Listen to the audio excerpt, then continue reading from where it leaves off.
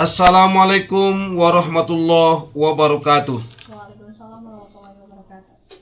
Alhamdulillahillazi arsala rasulahu bil huda wa dinil haqq liyuzhirahu 'alad dini kullihi walau karihal musyrikun. Asyhadu an la ilaha illallah wahdahu la syarikalah wa asyhadu anna Muhammadan abduhu wa rasuluh. Allahumma sholli wa sallim wa barik ala sayyidina Muhammad wa ala alihi wa ashabihi ajmain. Amma ba'du, kaum muslimin dan kaum muslimat, rekan rau, seluruh pendengar kami di mana saja kita berada, dan khususnya lebih kita hormati dan kita banggakan kepada pimpinan, penyiar, karyawan dan karyawati PT Radio Rawi FM Padang Sidimpuan yang sangat kita banggakan ini. Mari kita panjatkan syukur alhamdulillah kehadirat Allah Subhanahu wa taala atas segala nikmatnya yang diberikannya kepada kita semua, bahwa alam semesta ini sangatlah indah dan mempesona, dan tentunya kita melihat tanda-tanda kebesaran Allah di muka bumi ini yang menunjukkan keesaannya, yang menunjukkan keagungannya, yang menunjukkan kemuliaannya, yang menunjukkan kesempurnaannya. Maka kita diberikan akal yang sehat, hati nurani, dan juga nafsu untuk bisa kita berkembang, mengembangkan kehidupan kita. Maka marilah kita bersyukur kehadirat Allah Subhanahu wa taala dengan segala nikmatnya yang ada dalam kehidupan kita. Mudah-mudahan menjadikan kita semua hamba yang bersyukur dan hamba yang selalu bahagia di dunia, dan mudah-mudahan kita semua punya harapan yang besar di akhirat nanti kita akan masuk surga. Salawat dan salam kepada junjungan Nabi, Nabil Ummi, yang kita rindukan dalam hati, karena Rasulullah SAW sudah banyak menaburkan rahmat di muka bumi dengan memancarkan pancaran sinar Rabbul Izzati. Muhammad sallallahu alaihi wasallam memiliki akhlak yang terpuji. Beliau digelar Al-Amin, yang dipercaya, yang menjadi panutan kita dalam hidup ini. Mari kita berpegang teguh kepada ajaran yang disampaikannya, ajaran Islam yang sangat sempurna, yang membawa kita bahagia dan membawa kita sejahtera. Raditu billahi rabba wa bil islami dina wa bi Muhammadin nabiyya wa rasulah. Allahumma amsayna wa asbahna ala fitril Islam wa kalmatil ikhlas wa ala dini nabina Muhammadin sallallahu alaihi wasallam wa ala millati abina Ibrahim hanifa wa ma kana minal musyrikin. Kaum muslimin dan kaum muslimat, pendengar kami di mana saja kita berada, di dunia ini kita dapat temukan kenyataan bahwa agama itu sangatlah beragam. Pandangan seseorang terhadap agama ditentukan oleh pemahamannya terhadap ajaran agama itu sendiri. Ketika pengaruh dari luar menindas para ilmuwan akibat penemuan mereka yang dianggap bertentangan dengan ajaran agama tertentu, para ilmuwan pada akhirnya menjauh dari agama, bahkan meninggalkannya. Bahkan dalam pandangan yang lain, ada yang mempertanyakan, apakah agama masih relevan dengan kehidupan masa kini yang cerminannya seperti yang tak menentukan. Kaum muslimin dan kaum muslimat rahimakumullah, dalam pandangan agama kita, agama Islam, keberagamaan adalah fitrah, sesuatu yang melekat pada diri kita manusia, dan itu terbawa sejak kelahiran kita. Di dalam Al-Quran, surah Ar-Rum ayat 30, Allah subhanahu wa ta'ala berfirman, Fitratallahi allati fataran nasa 'alaiha. Fitrah Allah yang menciptakan manusia atas fitrah itu, yaitu fitrah beragama. Kaum muslimin dan kaum muslimat rahimakumullah, agama itu sangat beragam, dan itu memang sengaja diciptakan Allah subhanahu wa ta'ala dalam kehidupan kita. Likulli ja'alna minkum syir'atan wa minhaja. Untuk setiap umat di antara kamu, kami berikan aturan dan jalan yang terang. Walau sya'allahu laja'ala lakum ummatan wahidah. Sekiranya Allah menghendaki, niscaya kamu dijadikannya satu umat saja. Walakin liyabluwakum fima atakum fastabiqul khairat. Tetapi Allah hendak menguji kamu terhadap pemberiannya kepadamu, maka berlomba-lombalah berbuat kebaikan. Ilallahi marzi'ukum jami'an fayunabbiukum bima kuntum fihi takhtalifun. Hanya kepada Allah lah kembali kamu semuanya, lalu diberitahukannya kepadamu apa yang telah kamu perselisihkan. Al-Quran surah Al-Ma'idah ayat 48. Saudara-saudaraku kaum muslim rahimakumullah, itu berarti manusia tidak bisa melepaskan diri daripada agama. Tuhan menciptakan demikian karena agama merupakan kebutuhan hidupnya. Memang manusia dapat menangguhkan sekian lama, tapi boleh jadi sampai dengan menjelang kematiannya.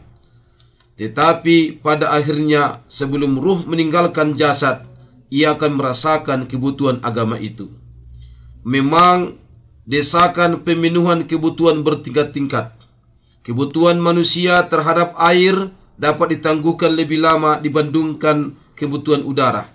Begitu juga kebutuhan manusia makanan jauh lebih singkat dibandingkan dengan kebutuhan manusia untuk menyalurkan naluri.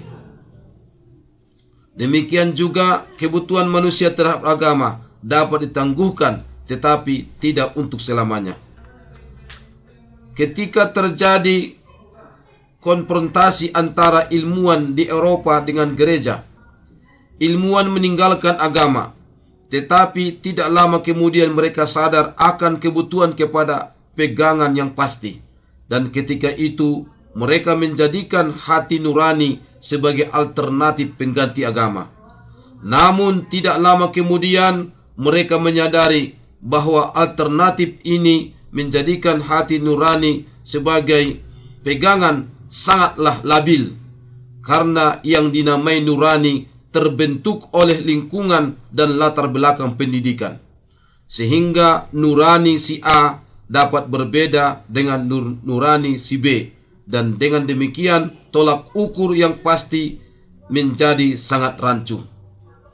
Setelah lahir filsafat eksistensialisme yang mempersilakan manusia melakukan apa saja yang dianggapnya baik atau menyenangkan tanpa mempedulikan nilai-nilai. Namun itu semua tidak dapat menjadikan agama tergusur, karena seperti yang kami ungkapkan, ia tetap ada dalam diri manusia. Agama itu tetap ada dalam diri manusia, walaupun keberadaannya kemudian tidak diakui oleh kebanyakan manusia itu sendiri. Selama manusia masih memiliki naluri cemas dan mengharap, selama itu pula lah ia beragama. Ia selalu ingin berhubungan dengan Tuhan semesta alam. Itulah sebabnya mengapa perasaan takut merupakan salah satu dorongan yang terbesar untuk beragama. Ilmu mempercepat kita sampai ke tujuan. Agama menentukan arah yang dituju.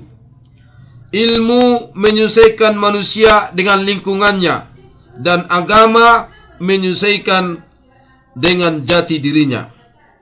Ilmu hiasan lahir dan agama hiasan batin. Ilmu memberikan kekuatan dan menerangi jalan, dan agama memberi harapan dan dorongan bagi jiwa. Ilmu menjawab pertanyaan yang dimulai dengan bagaimana, dan agama menjawab yang dimulai dengan mengapa.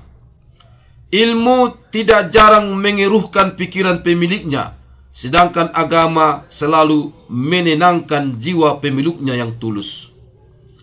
Inilah disampaikan oleh ulama kita bernama Murtadah Mutahhari, menjelaskan sebagian fungsi dan peranan agama dalam kehidupan ini yang tidak mampu diperankan oleh ilmu dan teknologi. Bukankah kenyataan hidup masyarakat barat membuktikan hal tersebut? Manusia terdiri dari akal, jiwa, dan jasmani. Akal atau rasio ada wilayahnya. Tidak semua persoalan bisa diselesaikan atau bahkan dihadapi oleh akal.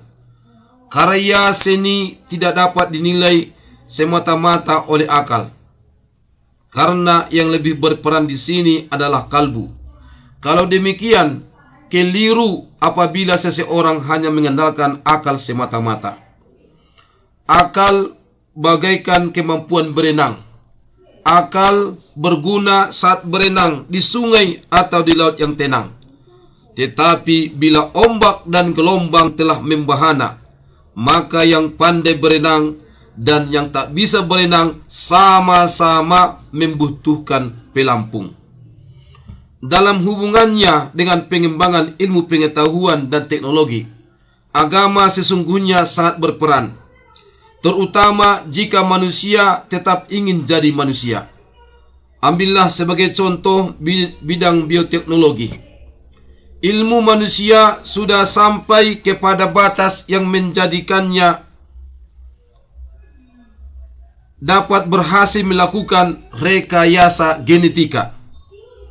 Apakah keberhasilan ini akan dilanjutkan sehingga menghasilkan makhluk-makhluk hidup yang dapat menjadi tuan bagi penciptanya sendiri? Apakah ini baik atau buruk? Yang dapat menjawabnya adalah nilai-nilai agama, bukan seni dan bukan filsafat. Jika demikian, maka tidak ada alternatif lain yang dapat menggantikan agama. Mereka yang mengabaikannya terpaksa menciptakan agama baru demi memuaskan jiwanya. Dalam pandangan sementara pakar Islam, agama yang diwahyukan Tuhan benihnya muncul dari pengenalan dan pengalaman manusia pertama di pentas bumi. Di sini ia menemukan tiga hal, yaitu keindahan, kebenaran, dan kebaikan. Gabungan ketiganya dinamai suci. Manusia ingin mengetahui siapa atau apa yang maha suci, dan ketika itulah dia menemukan Tuhan. Dan sejak itu pula ia berusaha berhubungan dengannya, bahkan berusaha untuk meladani sifat-sifatnya.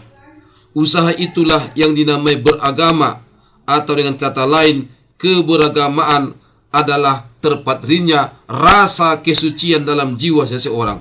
Karena itu, seseorang yang beragama akan selalu untuk mencari dan mendapatkan yang benar, yang baik, lagi yang indah. Allah Subhanahu wa Ta'ala berfirman di dalam Al-Quran surah Al-Hujurat ayat 13. Bismillahirrahmanirrahim. Ya ayyuhan nasu inna khalaqnakum min zakarin wa unsa waj'alnakum syu'uban wa qabaila lita'arafu inna akramakum indallahi atqakum innallaha alimun khabir. Hai manusia, sesungguhnya kami ciptakan kamu dari seorang laki-laki dan seorang perempuan, dan menjadikan kamu berbangsa-bangsa dan bersuku-suku agar kamu saling kenal mengenal. Sesungguhnya orang yang paling mulia di antara kamu di sisi Allah ialah yang paling takwa di antara kamu. Sesungguhnya Allah Maha mengetahui lagi Maha mengenal. Saudara-saudaraku, siapakah yang lebih baik? Orang kaya yang bersyukur atau orang yang miskin yang bersabar? Siapa yang terbaik di antara keduanya? Orang kaya yang bersyukur atau orang miskin yang bersabar? Kira-kira pendengar kami coba pikirkan dulu. Di manakah yang lebih baik di antara dua orang ini? Orang kayanya orang yang bersyukur, orang miskinnya orang yang bersabar. Siapa yang terbaik di antara mereka? Kira-kira Bu Wanda, di mana ini yang terbaik? Orang kaya yang bersyukur atau orang miskin yang bersyukur? Orang miskin yang bersabar. Yang bersabar. Yang terbaik adalah orang miskin yang bersabar. Ketika pertanyaan ini ditanyakan kepada ulama kita, ulama karismatik Ibnu Taimiyah rahimahullah, siapakah yang terbaik di antara orang kaya yang bersyukur dengan orang miskin yang bersabar? Jawabannya adalah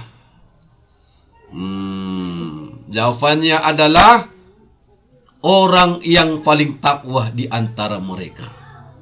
Inna akramakum indallahi atqakum. Sesungguhnya orang yang paling mulia di antara kamu adalah orang yang paling takwa di antara kamu.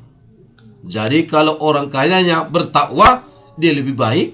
Dan kalau orang miskinnya yang bersabar itu bertakwa, dia juga lebih baik. Maka yang perlu diperlombakan adalah kebaikan-kebaikan yang menunjukkan ketakwaan. Kaum muslimin dan kaum muslimat rahimakumullah, mencari yang benar menghasilkan ilmu, mencari yang baik menghasilkan akhlak, dan mencari yang indah menghasilkan seni. Dengan ilmu hidup akan menjadi mudah, dengan seni hidup akan terasa indah, dan agama akan menjadikan hidup terarah. Jika demikian, agama bukan saja merupakan kebutuhan manusia, tetapi selalu relevan dengan kehidupannya. Adakah manusia yang tidak mendambakan kebenaran? Adakah manusia yang tidak mendambakan keindahan?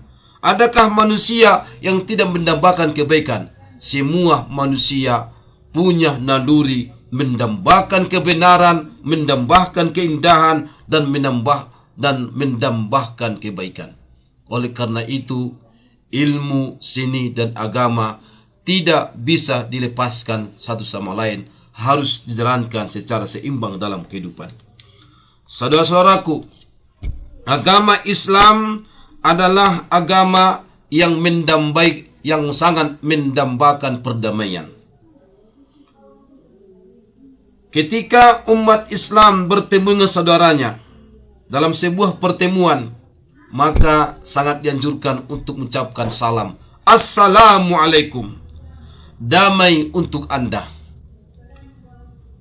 Seseorang dapat menghayati bahwa kedamaian yang didambakan bukan hanya untuk dirinya sendiri, tetapi juga untuk pihak lain.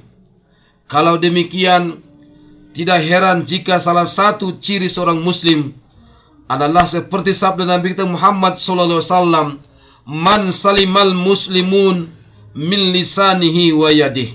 Siapa yang menyelamatkan orang lain, yang mendambakan kedamaian dari gangguan lidahnya dan tangannya.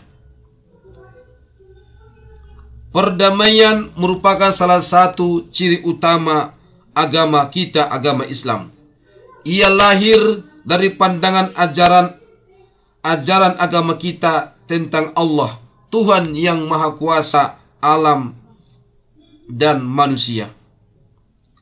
Allah, Tuhan yang Maha Esa, adalah Maha Esa.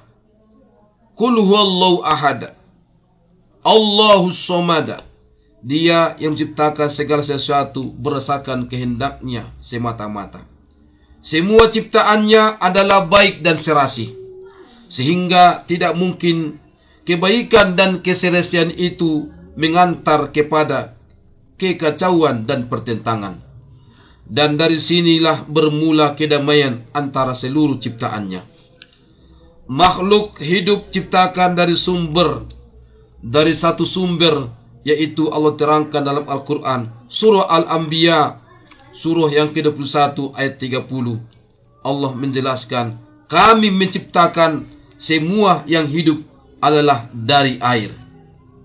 Manusia yang merupakan salah satu unsur yang hidup itu juga diciptakan dari satu sumber, yakni tin, tanah yang bercampur air, melalui seorang ayah dan seorang ibu, sehingga manusia bukan saja harus hidup berdampingan dan harmonis bersama manusia lain, tetapi juga dengan makhluk hidup lain, bahkan dengan alam raya, apalagi yang berada di bumi ini. Bukankah eksistensinya lahir dari tanah, bumi tempat dia berpijak, dan kelak ia pun akan kembali ke sana. Minha khalaqnakum wa fiha nu'idukum wa minha nukhrijukum taratan ukhra. Dari tanah engkau ciptakan, kepada tanah engkau akan kembalikan, dan dari tanah juga kamu akan nanti dibangkitkan di hari perbangkitan. Inilah ide dasar ajaran agama Islam yang melahirkan keharusan adanya kedamaian bagi seluruh makhluk. Benar bahwa agama ini merintahkan untuk mempersiapkan kekuatan guna menghadapi musuh.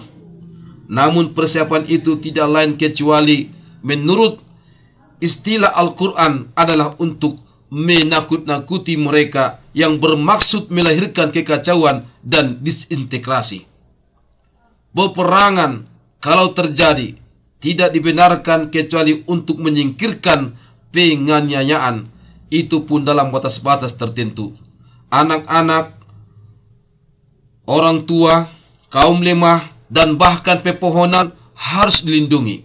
Dan atas dasar ini datang petunjuk Allah Subhanahu wa taala yang menyatakan, wa in zanahu lisalmi fajanah laha wa tawakkal 'alallah. Kalau mereka cenderung kepada perdamaian, maka sambutlah kecenderungan itu dan berserah dirilah kepada Allah. Kaum muslimin dan kaum muslimat rahimakumullah, biasanya yang paling berharga bagi sesuatu adalah dirinya sendiri. Ini berarti yang paling berharga buat agama adalah agama itu sendiri. Karenanya setiap agama menuntut pengorbanan apapun dari pemeluknya demi mempertahankan kelestariannya. Namun demikian, Islam datang tidak hanya bertujuan mempertahankan eksistensinya sebagai agama, tetapi juga mengakui eksistensi agama-agama lain dan memberinya hak untuk hidup berdampingan sambil menghormati pemeluk-pemeluk agama lain. Wala tasubbul lazina yad'una min dunillah. Jangan engkau mencercah yang tidak menyembah Allah dengan agama lain. Al-Quran surah Al-An'am ayat 8. Allah melarang kita mencaci maki agama lain. La ikraha fid din. Tidak ada paksaan untuk agama Islam. Al-Quran surah Al-Baqarah ayat 256. Lakum dinukum waliyadin. Bagimu agamamu dan bagiku agamaku. Surah Al-Kafirun ayat 6. Saudara-saudaraku, Islam itu adalah Islam yang mengajarkan demokrasi. Agama Islam yang mengajarkan kepada umatnya untuk mengambil hikmah dari keberagaman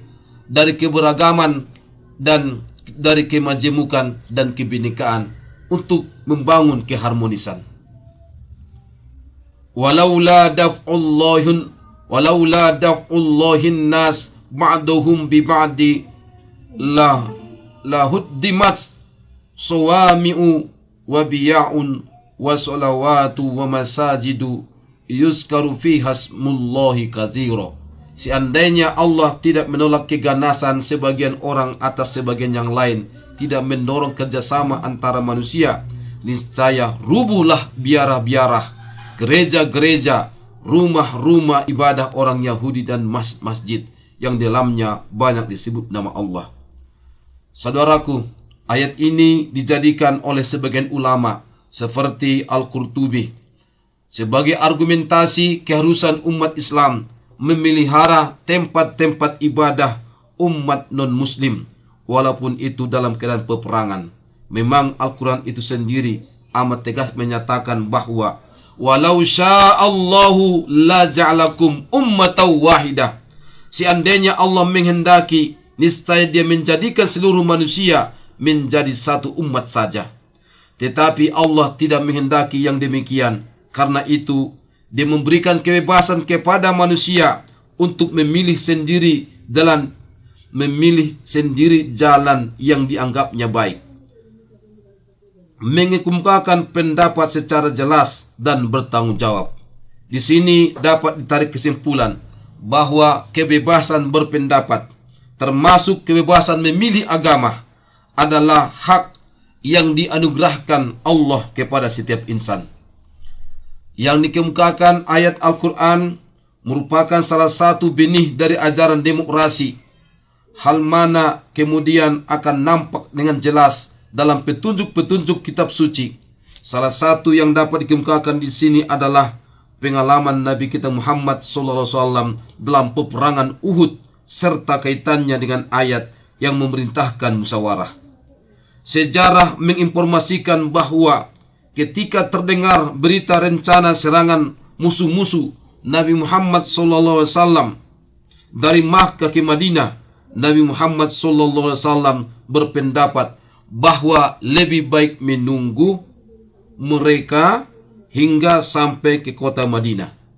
Namun mayoritas sahabat-sahabatnya dengan penuh semangat mendesak beliau agar menghadapi mereka di luar kota, yakni di Uhud. Karena desakan itu, akhirnya Nabi menyetujui. Tetapi ternyata puluhan sahabat Nabi gugur dalam peperangan tersebut sehingga menimbulkan penyesalan.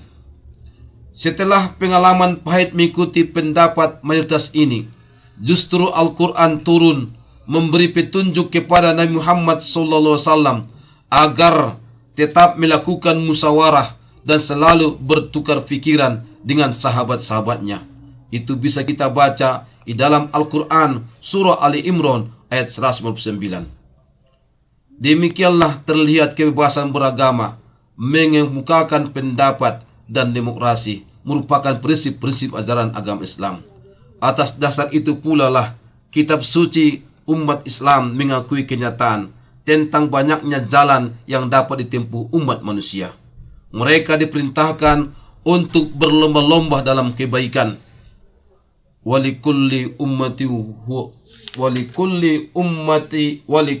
wijhatun huwa muwalliha fastabqul khairat aynama takunu yaktibukumullahu jami'a innallaha ala kulli syai'in qadir. Bagi setiap umat ada kiblatnya sendiri yang ia menghadap kepadanya. Maka berlomba-lombalah dalam berbuat kebaikan di mana saja kamu berada. Pasti Allah akan mengumpulkan kamu sekalian pada hari kiamat. Sesungguhnya Allah Maha Kuasa atas segala sesuatu. Saudara-saudaraku, prinsip dalam kepemimpinan adalah prinsip musyawarah. Setiap kita adalah pemimpin dan setiap pemimpin akan bertanggungjawabkan segala kepemimpinannya. Oleh karena itu, baik kita memimpin diri kita sendiri, memimpin keluarga, memimpin di dalam masyarakat, dari tingkat birokrasi, mulai dari tingkat dusun, kepling, kepala desa, kelurahan, camat, wali kota, bupati, gubernur, sampai kepada presiden. Seharusnya dalam kepemimpinannya itu terhadap rakyatnya yang dipimpinnya itu harus mementingkan kelemah lembutan terhadap yang dipimpinnya. Lemah lembutlah terhadap yang kau pimpin. Bersikap lemah lembutlah terhadap yang kau pimpin. Seandainya engkau berlaku keras dan menjolimi mereka, tentu rakyat dan masyarakatmu akan meninggalkanmu. Maka yang paling utama kepada pemimpin harus sayang kepada rakyatnya, dan insya Allah rakyatnya pun akan sayang kepada pemimpinnya. Maka yang lebih diutamakan adalah kesejahteraan rakyat daripada kesejahteraan investor asing yang mau masuk ke negerinya sendiri. Apabila kepentingan ekonomi yang lebih diutamakan daripada kepentingan rakyatnya, maka akan terjadilah sesuatu hal yang tidak diinginkan, karena itu semua tidak dilakukan dengan musyawarah, dengan bertukar pikiran dengan rakyatnya. Oleh karena itu, kepada pimpin-pimpin kami, apapun levelnya, pahamilah Al-Quran.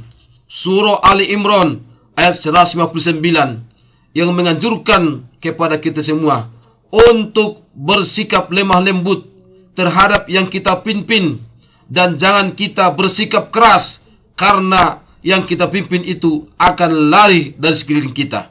Dan bermusyawarahlah kepada mereka, dan kalau sudah terjadi kemupakatan tentang sesuatu persoalan, maka bertawakallah kepada Allah, karena Allah lah sebaik-baik tempat kita bertawakal. Oleh karena itu, saudara-saudaraku, terhadap keragaman dan kemajemukan yang ada, itu semua adalah merupakan tanda-tanda kebesaran Allah. Kebinekaan itu diakui, ditampung selama bercirikan kedamaian. Bahkan dalam rangka mewujudkan kedamaian dengan pihak lain, Islam menganjurkan dialog yang baik. Ud'u ila sabili birrabbika bil hikmah wal mau'izatil hasanah wajadilhum billati ahsan. Dan dalam dialog itu sendiri, seorang muslim tidak dianjurkan untuk mengklaim kepada mitra dialognya bahwa kebenaran hanya menjadi miliknya. Wa inna au iyyakum la'ala hudan au fi dolalim mubin. Katakanlah, kami atau Anda yang berada dalam kebenaran atau kesesatan yang nyata. Bahkan lebih jauh lagi dari itu, kitab suci umat Islam menganjurkan dan mengajarkan kata atau kalimat-kalimat dialog yang pada lahirnya dapat dinilai merugikan. Qul la tus'aluna amma azaramna wala nus'alu amma ta'malun. Kamu sekalian tidak akan diminta untuk menjawabkan dosa-dosa kami. Kami pun tidak akan menjawabkan perbuatan-perbuatan kalian. Al-Quran Surah Sabah ayat 25. Kita menamai perbuatan kita dosa, dan tidak dimenamakan perbuatan mitra dialog non-muslim sebagai dosa, tetapi menyebutnya sebagai perbuatan. Inilah pentingnya, saudara-saudaraku, perdamaian dan kerukunan yang didambakan dalam agama kita, agama Islam. Bukankah yang bersifat semu, tetapi yang memberi rasa aman pada jiwa setiap insan. Karena itu, langkah pertama yang dilakukannya adalah mewujudkan dalam jiwa setiap pribadi. Setelah itu, ia melangkah kepada unit terkecil dalam masyarakat, yakni keluarga. Dari sini ia beralih ke masyarakat luas, seterusnya kepada seluruh bangsa di permukaan bumi ini. Dan dengan demikian dapat tercipta perdamaian dunia, dan dapat terwujud hubungan harmonis serta toleransi dengan semua pihak. Inilah sekelumit ajaran agama Islam. Kalau kenyataan di dunia Islam berbeda dengan apa yang tersurat dalam petunjuk agama ini, maka yang keliru adalah pelaku ajaran dan bukan ajarannya itu sendiri. Sungguh tepat pernyataan Syekh Muhammad Abduh, Al-Islam mahzub bil muslimin. Keindahan ajaran Islam ditutupi oleh kelakuan sementara umat Islam. Al-Islam mahzub bil muslimin. Keindahan ajaran agama Islam ditutupi oleh kelakuan sementara umat Islam yang lain. Artinya, agama Islam bisa dianggap orang jelek karena perilaku dari umatnya itu sendiri. Padahal Islam dari segi teori itulah sangat sempurna. Tapi kenyataan yang dilakukan oleh umatnya agak jauh berbeda dengan ajaran agama itu sendiri. Itu sebagian orang. Oleh karena itu, lihatlah ajarannya itu sendiri. Saudara-saudaraku, Islam memiliki prinsip-prinsip dasar yang harus mewarnai sikap dan aktivitas pemeluknya. Puncak dari prinsip itu adalah tauhid. Di sekelilingnya beredar unit-unit bagaikan planet-planet tata surya yang beredar di sekeliling matahari, yang tidak dapat melepaskan diri dari orbitnya. Unit-unit tersebut itu antara lain kesatuan alam semesta yang kita lihat, dalam arti Allah menciptakan dalam keadaan amat serasi, seimbang dan berada di bawah pengaturan dan pengendalian Allah Subhanahu wa taala melalui hukum-hukum yang ditetapkannya. Oleh karena itu, kalau ada orang yang sudah bersahadat, maka tidak hanya syahadatnya di lisan, tapi harus dibuktikan dengan amal perbuatan. Kalau seseorang sudah sholat, maka otomatis itu mencegahnya dari perbuatan keji dan mungkar. Kalau belum terlepas, maka mari perbaiki sholatmu, sempurnakan sholatmu. Kalau orang sudah melaksanakan puasa, baik puasa wajib maupun puasa sunat, maka itu secara otomatis akan mempengaruhi perilakunya, sehingga dia bisa mampu mengendalikan diri, sehingga tidak mudah emosi, tidak mudah mengamuk, tidak mudah marah kepada orang lain, karena dia sudah dikendalikan, dia mengendalikan nafsunya, dan dia tidak akan rakus dan tidak akan menzolimi dan tidak akan mengurangi hak orang lain, karena dia sudah berpuasa. Kalaulah dia sudah berzakat, berinfak, bersedekah, tentu dia akan sayang kepada fakir miskin, anak yatim, dan orang-orang di bawah ekonominya. Karena zakat itu adalah menimbulkan kasih sayang, menimbulkan harta yang dimilikinya, dan meningkatkan persaudaraan. Kalaulah dia sudah haji, tentu haji yang mabrur adalah haji yang dapat memperbaiki dirinya kepada ke arah yang lebih baik. Maka tiada balasan haji kecuali surga, karena orang yang masuk surga itu adalah orang-orang yang baik. Begitu juga orang yang sering umroh. Umroh itu akan mempengaruhi kejiwaannya, pengaruhi perilakunya dan perbuatannya. Orang yang umroh tentu akan membuat dirinya akan terlepas dari berbagai kesalahan-kesalahan, karena dia sudah melakukan ibadah-ibadah ritual yang akan menyempurnakan ibadah perkataannya, ibadah perilakunya. Karena itu seimbanglah dalam hidup ini, karena Allah juga menciptakan alam semesta ini dengan amat serasi, seimbang, dan berada di bawah pengaturan pengendalian Allah Subhanahu wa taala. Maka orang yang sudah melaksanakan ibadah itu, dia akan menimbulkan akhlak yang baik, karena dia merasa dalam pengawasan Allah Subhanahu wa taala. Saudara-saudaraku, kesatuan kehidupan bagi manusia itu berarti bahwa kehidupan dunianya menyatu dengan kehidupan ukhrawinya. Sukses atau kegagalan ukhrawi ditentukan oleh amal duniawinya. Saudara-saudaraku, kalau ingin bahagia di akhirat, maka harus kita beramal di dunia. Karena kesuksesan kita di akhirat nanti ditentukan amal kita di dunia ini. Maka melepaskan dari kehidupan dunia untuk hanya kehidupan akhirat itu disalahkan dalam agama kita. Harus seimbang. Jangan hanya kerjanya dari rumah ke masjid, dari masjid ke rumah, dari rumah ke masjid, tapi tidak berusaha. Rezeki itu sudah ditentukan Allah katanya. Harus bekerja, harus berikhtiar, berusaha sesuai dengan kemampuan kita, kemampuan dan usaha yang maksimal. Peras keringat banting tulang, dan hasil akhir itu adalah ketetapan dari Allah Subhanahu wa taala. Kalau sesuai dengan target kita, cita-cita kita, bersyukur. Kalau belum, bersabar. Saudara-saudaraku, dalam ilmu juga, dalam agama kita, itu tidak dipisahkan antara ilmu-ilmu umum dan ilmu agama, karena semuanya ilmu umum dan ilmu agama bersumber dari satu sumber, yaitu dari Allah Subhanahu wa taala, kitab suci Al-Quran dan Sunnah. Kemudian saudaraku, dalam agama kita kesatuan iman dan rasio. Karena masing-masing dibutuhkan dan masing-masing mempunyai wilayahnya sehingga harus saling melengkapi. Iman itu penting, akal juga penting. Akal tanpa iman itu bisa diri kita menjadi orang yang melayang-layang di atas langit. Rasio tanpa iman itu juga tidak diterima dalam agama kita. Maka antara iman dan rasio itu saling melengkapi. Kesatuan agama, agama yang dibawa oleh para nabi kesemuanya bersumber dari Allah Subhanahu wa taala. Prinsip-prinsip pokoknya menyangkut akidah, menyangkut syariah dan akhlak.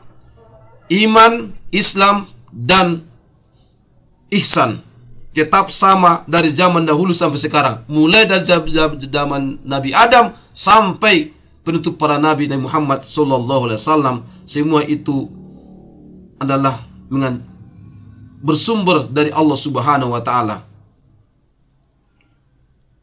Kesatuan keberadaan manusia, mereka menciptakan dari tanah dan ruh ilahi. Kita manusia terdiri dari dua, jasmani dan rohani. Jasmani dari tanah, rohani itu ruh ilahi.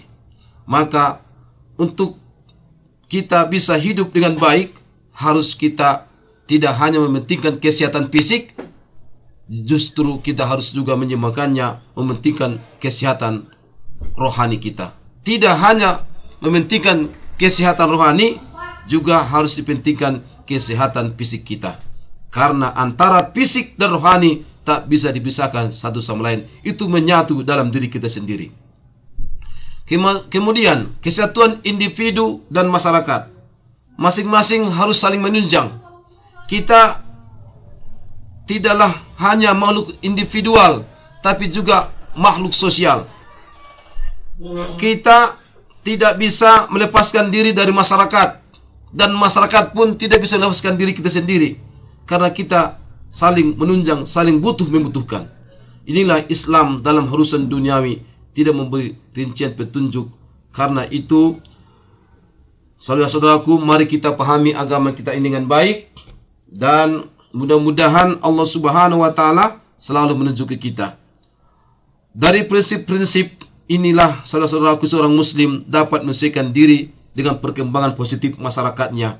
Dan karena itu pula lah Islam memperkenalkan dirinya sebagai agama yang selalu sesuai dengan setiap waktu dan tempat.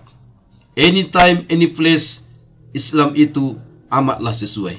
Kitab suci Al-Quran mempersilakan umat Islam untuk mengembangkan ilmu, menggunakan akalnya menyangkut segala sesuatu yang berada dalam wilayah nalar, yaitu alam fisika ini. Namun harus sadari oleh manusia bahwa jangankan alam raya yang sedemikian luas, dirinya sendiri dengan manusia belum sepenuhnya ia kenal. Islam tidak menghalangi umatnya untuk memperoleh kekayaan sebanyak mungkin. Bahkan harta yang banyak dinamainya khair, baik dalam arti memperolehkannya dan penggunaannya harus juga dengan baik. Diperoleh dengan hasil yang halal dan dibelanjakan dengan yang halal. Islam juga tidak melarang umatnya bersenang-senang di dunia. Hanya yang digarisbawahinya bahwa kesenangan duniawi bersifat sementara. Dan karena itu jangan sampai kesenangan dunia itu melengahkan kita dari kesenangan abadi atau melengahkan dari kewajiban kepada Allah dan masyarakat. Umat Islam diperkenalkan oleh Al-Quran sebagai ummatan wasaton, umat pertengahan yang tidak larut dalam spiritualisme, tetapi juga tidak hanyut dalam alam materialisme. Seorang muslim adalah memenuhi kebutuhannya dan mewarnai kehidupannya bukan Allah malaikat, tetapi tidak juga Allah binatang. Kalau malaikat itu punya akal tapi tidak punya nafsu, sedangkan binatang itu tidak punya akal tapi punya nafsu. Kita manusia dua-duanya ada akal, ada nafsu. Maka saudara-saudaraku, kebutuhan jasmani itu dibenarkannya, tetapi karena manusia adalah makhluk terhormat yang terdiri daripada ruhani dan jasmani, maka hubungan tersebut harus menjadi hubungan lahir dan batin. Dan karena itu ia harus dikukuhkan atas nama Allah melalui perkawinan yang sah menurut agama. Saudaraku, manusia diakui sebagai makhluk yang amat mulia, dan jagat raya ditundukkan Tuhan kepada manusia. Ia diberi kelebihan atas banyak makhluk-makhluk yang lain, tetapi sebagian kelebihan dan keistimewaannya, material dan imaterial, diperoleh melalui bantuan masyarakat. Bahasa dan istiadat adalah produk masyarakatnya. Keuntungan material tidak dapat diraihnya tanpa partisipasi masyarakat dalam membeli bagi pedagang, dan adanya irigasi walau sederhana bagi petani, serta stabilitas keamanan bagi semua pihak yang tidak diwujudkan oleh seorang saja. Kalau demikian, wajar jika hak asasinya harus dikaitkan dengan kepentingan masyarakatnya serta ketenangan orang banyak. Anda boleh melakukan apa saja selama tidak melanggar hak orang lain. Tuntunan Al-Quran menyatakan hendaknya Anda mengorbankan sebagian kepentingan Anda guna kepentingan orang lain. Saudara-saudaraku, inilah pentingnya agama dalam kehidupan kita. Oleh karena itu, bagi kita seluruh masyarakat, khususnya anak muda, agama itu penting. Teknologi yang memberikan kemudahan kita dalam hidup ini, itu adalah kemudahan yang Allah berikan kepada kita untuk kita mudah dalam beribadah. Oleh karena itu, yakinlah dengan berpegang teguh kepada ajaran agama Islam, agama yang Allah ridhoi, agama yang Allah berkahi, insya Allah itu akan menyenangkan kita dunia dan akhirat. Dengan ilmu hidup jadi mudah, dengan seni hidup akan terasa indah, dengan agama hidup akan terarah. Wa aqim wajhaka lid-dini hanifa, maka hadapkanlah wajahmu dengan lurus kepada agama Allah. Fitratallahi allati fataran nasa 'alaiha. Tetaplah atas fitrah Allah, berpegang teguh kepada ajaran agama Islam yang telah menciptakan manusia menurut fitrah itu. La tabadila li khalqillah, tidak ada perubahan pada fitrah Allah. Zalika dinul qayyim, itulah agama yang lurus. Walakinna aksaron nasi la ya'lamun, tetapi kebanyakan manusia tidak mengetahui. Pahamilah saudara-saudaraku Al-Quran surah Ar-Rum ayat 30 ini. Mudah-mudahan semua kita dalam keadaan apapun dan dimanapun, anytime, any place, berpegang teguhlah kepada ajaran agama, dan insya Allah itu akan membahagiakan. Demikian yang dapat kami sampaikan kepada kita semua. Kita akhiri dengan satu pantun. Gula manis, gula Jawa. Ibu-ibu yang manis, siapa yang punya? Subhanakallah bihamdik, asyhadu an la ilaha illa anta, astaghfiruka wa atubu ilaik. Wallahu muwaffiq ila thoriq. Billahi taufiq wal hidayah. Assalamualaikum warahmatullahi wabarakatuh.